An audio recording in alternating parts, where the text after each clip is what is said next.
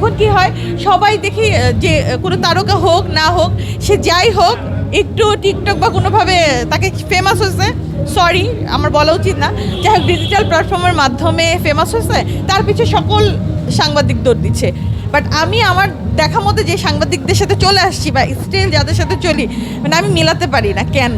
এটা যদি বিতর্কিত কথা বলি হয়তো বা ভাইরাল হয়ে যাবে, জন্য বলতে চাই না, কিন্তু আসলে এখন যেটা আমি দেখি আমার খুবই খারাপ লাগে। যেমন আমাদের সময় বলবো বা আমার পরেরও দেখেছি যে অভিনয়ের প্রতি যে মানে আমাদের যে আগ্রহটা ছিল বা আমাদের যে চেষ্টা, একটা অভিনয়কে বা একটা ক্যারেক্টারকে আমি কিভাবে নিজের মধ্যে নিব, সেটা এখনকার জেনারেশনের মধ্যে একটু কমই দেখতে পাচ্ছি। যেমন পলি আপুরা আবার কাজ করতে চায়, রত্না আপুরাও সবাই কাজ করতে চায়, রত্না আপু থেকে শুরু করে সবাই হয়ে উঠছে না ভাই। ওই যে আমি বলেছি আমাদের লোক নাই, আমাদের আসলে প্রডিউসার নাই এখন, যে একটা টাকা ইনভেস্ট করবে সেটা করার মানুষ নাই।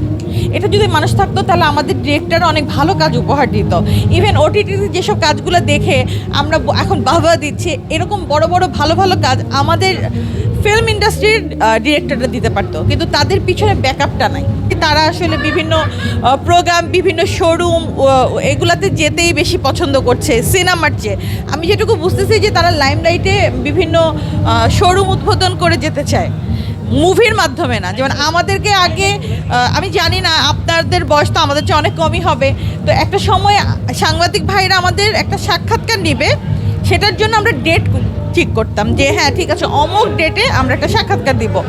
আমরা আমাদের কাজকে এবং সাংবাদিককেও আমরা একটা জার্নালিস্টকে অনেক অনার দিতাম। এখন তার উল্টাটা দেখি, যেটা আমার খুব মানে আমি হার্ড হই মাঝে মাঝে, কিন্তু এই কষ্ট তো বলার জায়গা নেই। যেমন মান্না ভাইয়ের কথা বললে আমি ইমোশনাল হয়ে যাই, কারণ উনি আমি আসলে ওনার অল্প দিনে অনেক কাছে চলে গিয়েছিলাম। সবসময় বলতো যে আমি মান্না, তুই আন্না, তুই আমার বোন। ওনারা তো ভাইরা, মান্না ভাই, পান্না ভাই, তো বলতো তুইও আমাদের বোন। তো ওনার সাথে রিলেশনটা আমাদের খুব ফ্যামিলিগত ছিল, এবং ওনার কাজের কথা উনি খুব হেল্পফুল ছিল, এবং ওনার টার্গেটই তো সবসময় ছিল যে আমি আমার ইন্ডাস্ট্রির লোকদের নিয়ে কাজ করব। কোনো জায়গায় দেখা যেত যে ক্যারেক্টার নাই, তারপর সে জোর করে একটা ক্যারেক্টার তৈরি করে তার কাছের মানুষদেরকে নিয়ে আসতো, জোর করে করে কাজ করাতো যে না কাজ করো। ব্যাপারটা ছিল এরকম। এই সেম বিষয়টা কিন্তু ডিপজল সাহেবের মধ্যে আছে। ডিপজল সাহেবের প্রোডাকশন হাউস তো বিশাল বড়, যেটার মাধ্যমে আজকে আমি ফিল্মে হিরোইন হয়েছি। তো ওনার সাথে কাজ করার অনুভূতি বলবো যে উনি আমাদের জন্য বট গাছ, এখন পর্যন্ত ছায়া হয়ে আছে। এই যে আমাদের ফিল্মের কাজ নাই, ডিপজল সাহেবের ইন্ডাস্ট্রি মানে ওনার ওইখান থেকে ফাইন থেকে কিন্তু কাজের চেষ্টা করে কোনো না কোনোভাবে, কাজ না থাকলেও জোর করে কাজ।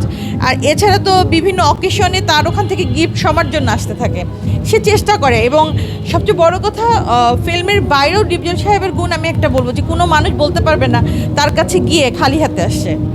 এই একটা ভালো দিক তার খুব বেশি। তো এইরকম একজন ডিপজল সাহেব কয়েকটা করবে আমার মতে। এরকম ডিপজল সাহেবের মতো সবাই যদি এগিয়ে আসতো, বা এখনকার জেনারেশনে আমাদের যে হিরো হিরোইনরা আছে তারাও যদি এগিয়ে আসতো, তারাও বিনয় করতো। আমি তো ছোটো মানুষ, আমি একটু করে চেষ্টা করছি, তো এরকম যদি সবাই চেষ্টা করতো তাহলে হতো কি আমাদের ইন্ডাস্ট্রিটা আবার সোজা হয়ে দাঁড়াতে পারতো। সবার জন্য আমার অন্তরস্থল থেকে অনেক ভালোবাসা, অনেক শুভকামনা। সবাইকে একটা রিকোয়েস্টই করবো, প্লিজ হলে যাবেন, হলে যেয়ে মুভি দেখবেন। এই কথাটা আমি সবসময় বলি, কারণ কি একটা যখন কাজ তৈরি করা হয় সেটা যদি বড় পর্দায় দেখানো হয়, আপনি দেখেও মজা পাবেন না, আর আমরা যারা কাজ করি বা যারা কাজ করে তাদেরও ভালো লাগে না। তাই বলবো অবশ্যই হলে যাবেন, হলে যেয়ে মুভি দেখবেন, আর আপনারা দেখলেই তখন ভালো ভালো কাজ আসবে। ভাইয়া আমি অলরেডি প্রযোজনা করছি, হয়তো আপনার জানা নেই। আমাদের হচ্ছে আনন্দবাজার মাল্টিমিডিয়া প্রোডাকশন হাউস, ওখান থেকে আমাদের অলরেডি মুভি হচ্ছে ডিরেক্ট একটা, ওটা হচ্ছে পপি আপু আমিন ভাই, যেটাতে আমিন ভাই প্রথমবারের মতো ভিলেন, ওনাকে নিয়ে কাজ করেছে। এই রিসেন্ট আমরা সেটা হচ্ছে রিলিজ দিব। এছাড়া আমাদের প্রোডাকশন থেকে এই ডিসেম্বর থেকে হচ্ছে কাজ শুরু হচ্ছে, সেটা হচ্ছে আপনার সরকারি অনুদানের ছবি।